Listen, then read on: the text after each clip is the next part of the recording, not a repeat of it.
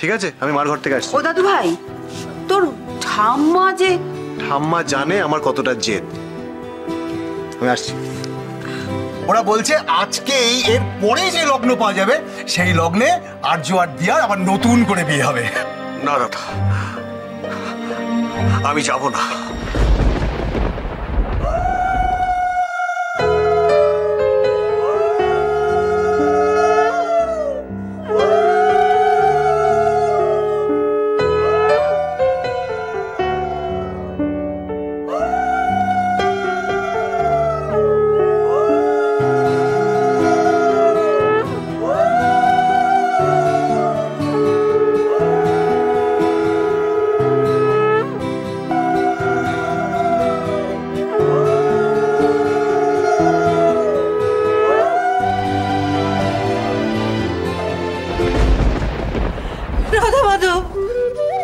রাধা মাধব, তুমি কি করলে রাধা মাধব? আমার আর্যর সাথে এত বড় অন্যায়টা তুমি কেন করলে বলো ঠাকুর, কেন করলে? আমার ছেলের জন্য আমি কত সাধ্য সাধনা করেছি, তোমার কত মানত করেছি, উপোস করেছি, কিন্তু তুমি এমন একটা কাণ্ড ঘটালে। কি ভেবেছো তুমি? কি ভেবেছো আমি দুর্বল মা? না রাধা মাধব, আমি দুর্বল মা নই। তুমি কি ভেবেছো যে ছেলের নিজের জীবনে বিপদ ডেকে আনছে দেখেও আমি চুপচাপ ঘরে বসে চোখের জল ফেলবো? আমি তা করবো না রাধা মাধব। আমি নিজের জীবন দিয়ে আমার ছেলেকে বাঁচানোর জন্য লড়ে যাব। তুমি দেখে নিও, আমি লড়ে যাব। ঠাকুমশাই, শুভ দৃষ্টি হয়ে গেছে সেটা ধরে নিয়ে মালা বদল থেকে শুরু করুন।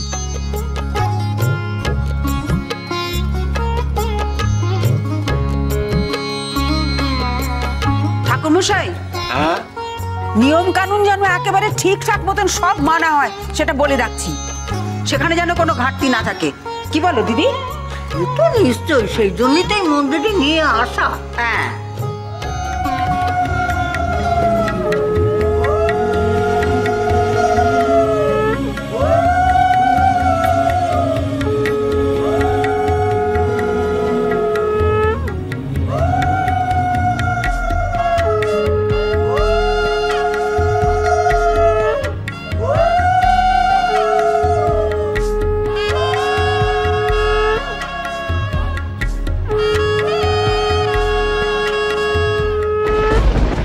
আমি মানব না,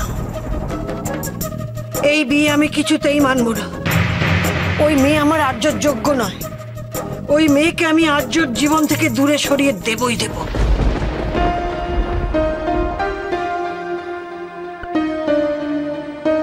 দেখি হাতটা মা, দেখি হাতটা।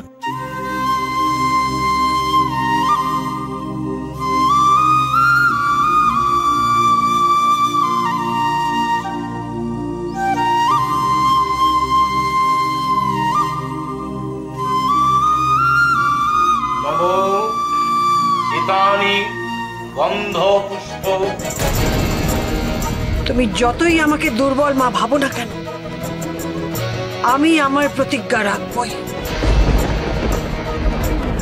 ওই মেয়েকে আমি আর্যর জীবন থেকে দূরে সরিয়ে দেবই দেব। তুমি দেখে নিও ঠাকুর, দেখে নিও।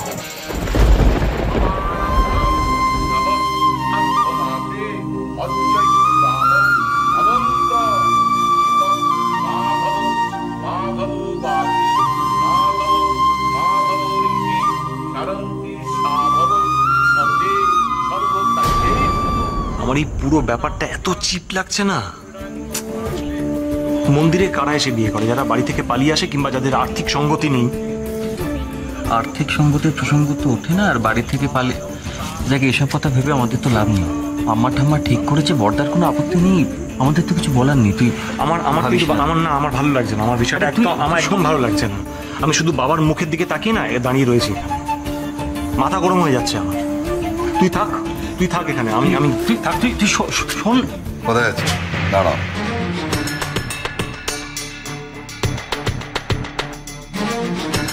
আমি আসছি একটু। দাঁড়াও, তুমি এভাবে হঠাৎ করে এখান থেকে চলে যেতে পারো না।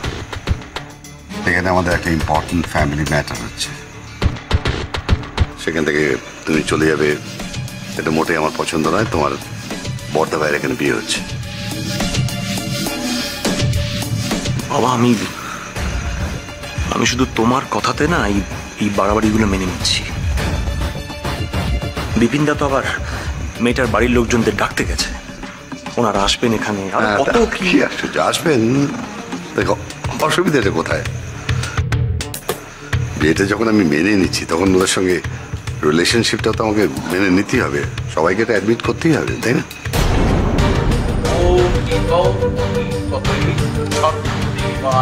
বাবা তোমাকে না আমার কেমন অচেনা লাগছে।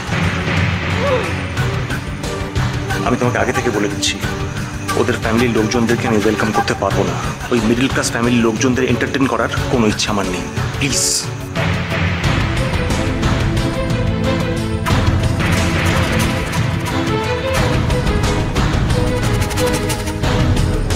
শোনো রতিন, হ্যাভ পেশেন্স, ধৈর্য ধরো, এত মাথা গরম করো না। বিয়েটা ঠিকঠাক করে হতে দাও, তা নাহলে তোমার এই ঠাম্মা আম্মা চিৎকার চাচামেচি শুরু করে দেবে, বুঝতে পেরেছো?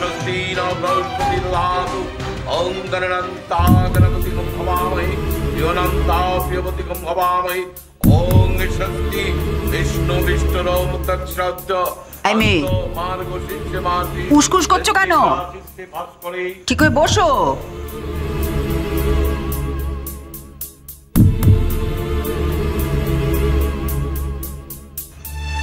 আরে মেয়ের বাড়ি থেকে এখনো তো কেউ এলো না। বিপিনদা তো গেছে, আমরা তো আমাদের ভদ্রতা, দায়িত্ব, কর্তব্য সব পালন করছি। এখন ওরা যদি না আসে তাহলে আমাদের আর কি করার আছে? সে কথা বললে হয়? বিপিন গেছে, এবার বিপিন ঠিক মতন গিয়ে পৌঁছতে পারলো কিনা, চিনলো কিনা সেটা তো একটু দেখতে হয়। নিয়ম কানুন সারা হচ্ছে, সেখানে তাদের তো থাকাটা উচিত। একটা ফোন করে দেখ না। তোরা কি যে ছাই করিস কিছু বুঝি না। ও মেজো কাকি, তুমি এত টেনশন করো না তো। আর বাবা আসবে, আসবে, নিশ্চয়ই আসবে, দেখো হয়তো রাস্তায় আছে। বাবা খবর পেয়েও আসেনি। বিপিন তাকে কি বাবা ফিরিয়ে দিয়েছে? আমার উপর কি সবাই রাগ করে আছে? বাড়িতে সব ঠিক আছে তো? হে বজরংবলী, তুমি দেখো যেন সব ঠিক থাকে, তুমি দেখো। আমি যাব না, আমি কিছুতেই ওই বাড়ি যাব না। সবার সামনে নিজের মাথা আমি বিকিয়ে আসতে পারবো না বনি। হ্যাঁ, আমারও তো অর্থবল নেই, টাকা নেই, কিন্তু আত্মসম্মান আমি জলাঞ্জলি দিতে পারবো না, কিছুতেই পারবো না। ঠিক আছে, একটু আস্তে কথা বলো। আমি তোমার কথা বুঝতে পারছি, কিন্তু দেখো আমরাও তো কম চিন্তা করছিলাম না এতক্ষণ ধরে। সারাক্ষণ তো ভয় ভয় ছিলাম যে কি জানি আজ ওর বাড়িতে মেয়েটাকে মেনে নেবে কিনা। কিন্তু এ নিয়ে আসতে এইটুকুনি তো বুঝেছি ওরা মেনে নিয়েছে, একটা চিন্তা তো আমাদের কমেছে। আর যাই বলো, বউকে বাড়িতে তুলতে গেলে একটু নিয়ম আচার তারা মানবে না, তাই না লোক পাঠিয়েছে। এখন তুমি বলছো যাবো না? লোক পাঠিয়েছে? হ্যাঁ, কাকে পাঠিয়েছে? কোন লোককে পাঠিয়েছে? হ্যাঁ, বাড়ির কাজের লোককে দিয়ে নিমন্ত্রণ করতে পাঠিয়েছে। কাজের লোক? আস্তে কাকু আস্তে, তুমি বাইরের ঘরে আচ্ছা দাদা, তুমি বলো, তুমি হলে পারতে যে নতুন কুটুম বাড়িতে কাজের লোক পাঠিয়ে নিমন্ত্রণ করতে পারতে না। আসলে আমার মেয়ে করে মেনে নেয়নি, ঠেকায় পড়ে দিতে বাধ্য হয়েছে। কেন বাজে কথা বলছো? আমি বাজে কথা বলছি না, আমি বাজে কথা বলছি না। আমি হলে অন্তত নতুন কুটুম বাড়িতে কাজের লোক পাঠিয়ে নিমন্ত্রণ করতাম না। সেই মান সম্মান বোধ আমার আছে। মিষ্টির হাঁড়ি নিয়ে যে নতুন কুটুম বাড়িতে যেতে হয় সেই বুদ্ধি আমার আছে। ওরা আমাকে সেই সম্মানটুকু পছন্দ দিল না। আর দেবী বা কেন? ওরা তো আমাদেরকে কুটুম বলে মনেই করে না। এই জন্যই বলেছিলাম যে বিয়ে দিলে সমানে সমানে বিয়ে দিতে হয়। আচ্ছা, আজকে এই মুহূর্তে দাঁড়িয়ে তোমার নিজের মান, অভিমান, রাগ, দুঃখ এসবের থেকে মেয়েটা বড় নয়? মেয়েটার কথা আবার ভাবছো না? আরে বাবা, তার মুখের দিকে তাকিয়ে তোমার যেতে ইচ্ছে করছে না? কি আর বলবো তোমাকে, নেহাত আমি মা, বিয়ে দেখতে পারি না তাই, নইলে আমি এতবার তোমাকে বলতুমও না। কখন আমি চলে যেতাম। কেমন আছে মেয়েটা, কি করছে কিছু জানি না। এদিকে বাবা হয় তোমার একবারও ইচ্ছে করছে না যে মেয়েটাকে দেখতে যেতে। হ্যাঁ গো, তোমার দুটো পায়ে পড়ে এবার যাও না গো, দেখে এসো না মেয়েটা কি করছে। প্রণব ভাই আমার, আর অভিমান করে থাকিস না, রাগ করিস না। শোন না, তুই আর কিছু না হোক দিয়ার কথা একবার ভাব। হ্যাঁ, মেয়েটা কেমন আছে, ওকে তো একটু দেখা দরকার আমাদের, না? ঠিক আছে ঠিক আছে, দরকার হলে আমি তোর সঙ্গে যাবো। চল চল, আর রাগ করিস না, রেডি হ। দাদা, আমার মেয়েটা ভালো নেই।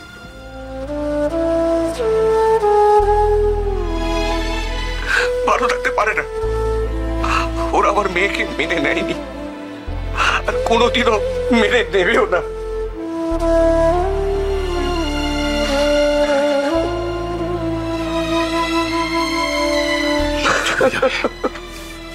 মন ছোট করিস না, সব ঠিক হবে, সব ঠিক হয়ে যাবে।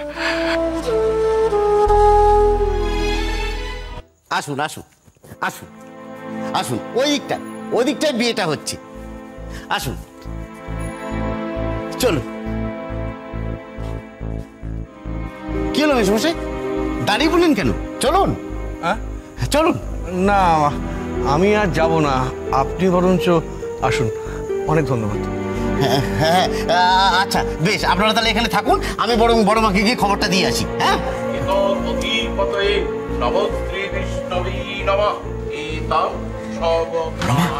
নতুন বধূমণি বাড়ির লোকজনরা সব এসে গেছে।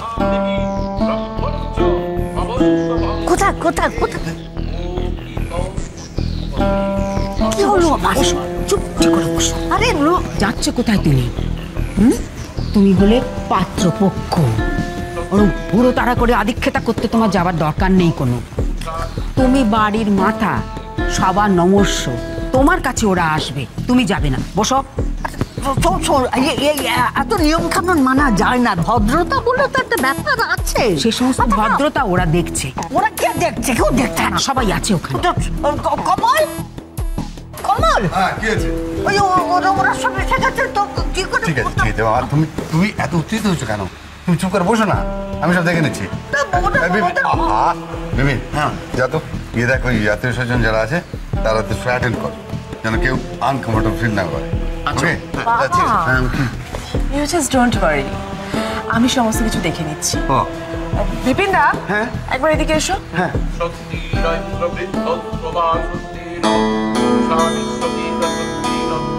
কি হলো দিয়া? পুরুত মশাই মন্ত্র পড়ছেন, এদিকে দেখো। স্যার, বাবা জেঠু মনে হয় ওনারা এসেছেন। তুমি চিন্তা করছো কেন? বাড়ির লোক তো সবাই আছেন। কাকু, আমি একবার গিয়ে দিয়াকে দেখে আসবো। আয়।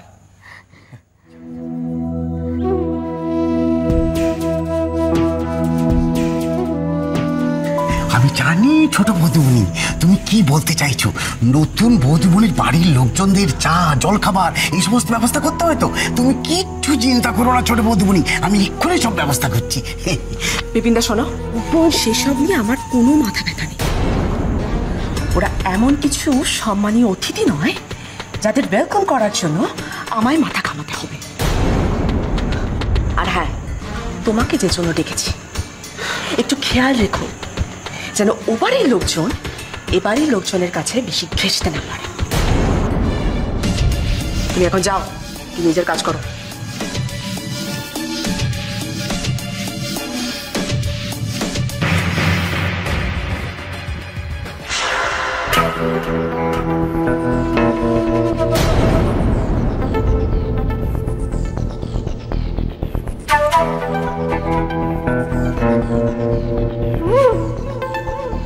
আরে তুমিও এসেছো? বাহ, কি কপাল তোমার মো। ছেলে আমার ছেলে মেয়ের ড্রয়িং টিচার হয়ে গেলে আমাদের রিলেটিভ। বাও, কার কপাল যে কিভাবে খুলে যায়।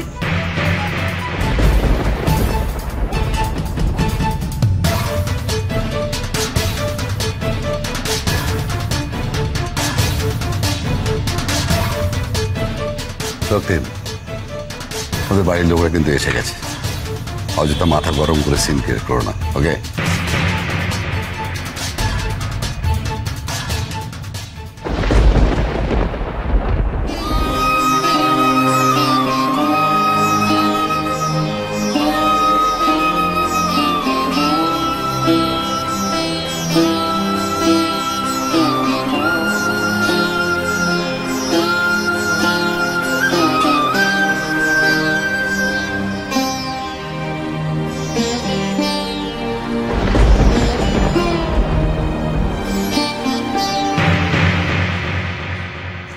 আমাকে তখন কথাটা কি এভাবে না বললেই হচ্ছিল না? ভুলে যাস না, ওরা এখন এই বাড়ির আত্মীয়। দাদা ভাই কোথা থেকে একটা মেয়েকে ধরে নিয়ে বিয়ে করে চলে এলো বলেই যে ওদের বাড়ির লোকজন রাতারাতি আমাদের আত্মীয় হয়ে যাবে, এটা তুমি ভুলেও ভেবো না দি ভাই। ওদের স্ট্যাটাস আর আমাদের স্ট্যাটাস কোথাও মেলে? ওই ওই মুখ, ওই সাজগোজ, পোশাক আশাক, সেগুলো দেখেছো? তুই কিন্তু কিছুক্ষণ আগে তুই দিয়ার শাড়ি গয়না নিয়ে ওকে খোটা দিয়েছিস। কেন তুমি করছিস নিহার? আচ্ছা ও কি ভাবছে বলতো আমাদের সম্পর্কে? আমাদের গাড়ি বাড়ি টাকা পয়সা যতই যাই থাকুক না কেন, বিন্দু মাত্র শিক্ষা নেই সেটাইও ভাবছে, তাই নয় কি? উফ দি ভাই, একটা 2 টাকার মেয়ে কি ভাবছে না ভাবছে সেটা নিয়ে তুমি এত কেন ওরিট হচ্ছ? ওরিট হচ্ছি তার কারণ দিয়া এখন এই বাড়ির বড় বউ। বড় বউ? ফানি। বড় বউ মাই ফুট। সে তুই যাই বল নিহার, সত্যিটা তোকে মানতেই হবে। আমি তখন তোকে দিয়ার সামনে কিছু বলিনি, কিন্তু এখন তোকে বলছি, ফার্দার দিয়া কিংবা ওর বাড়ির আত্মীয় স্বজনকে তুই অপমান করবি না। লোককে যদি মান সম্মান না দিস তাহলে নিজেও তো সেই মান সম্মানটা পাবি না। তোর জ্ঞান দেওয়া শেষ আছে নিহার? ভাই, তোমার দিয়াকে যত ইচ্ছে পারো মাথায় তুলে রাখো, বাট রিমেম্বার ওয়ান থিং, এই নিহারিকা ব্যানার্জি ওই দিয়াকে সারা জীবন পায়ের নিচে রাখবে।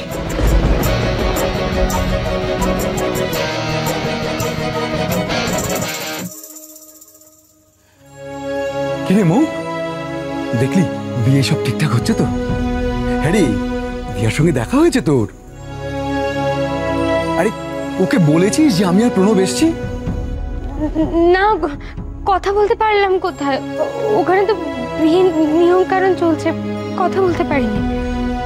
এই আশ্চর্য, তাহলে তুই এখানে চলে এলি কেন ওকে ফেলে? ওর পাশে থাকতি, ওর ভালো লাগতো।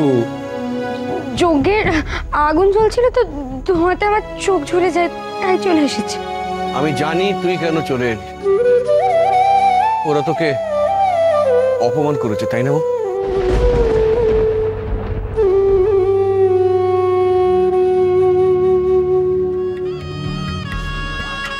এবার তোমরা উঠে দাঁড়াও।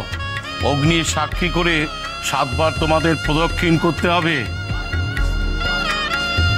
ওম শান্তি।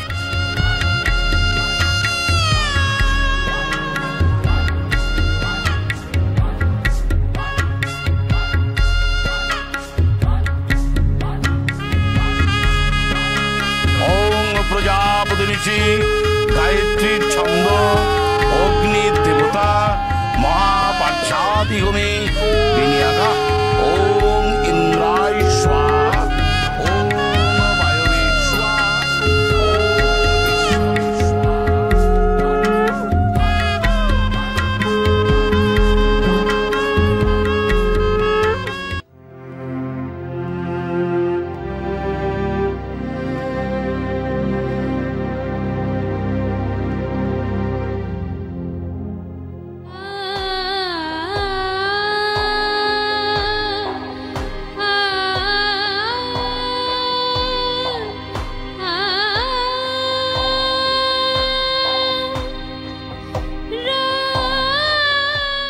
তুই কি করলি আর্য?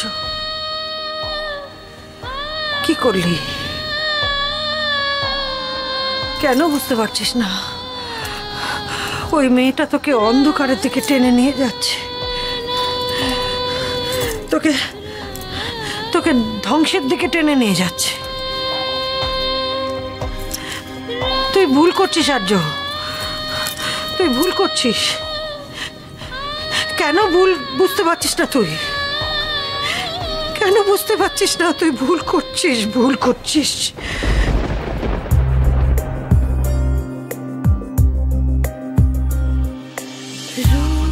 কথার মতোই আমি উড়ে যাই, তোমার দিকে যাই, আর আমার সাথে জীবনে জুড়ে যায়, তোমায় লিখে যায়।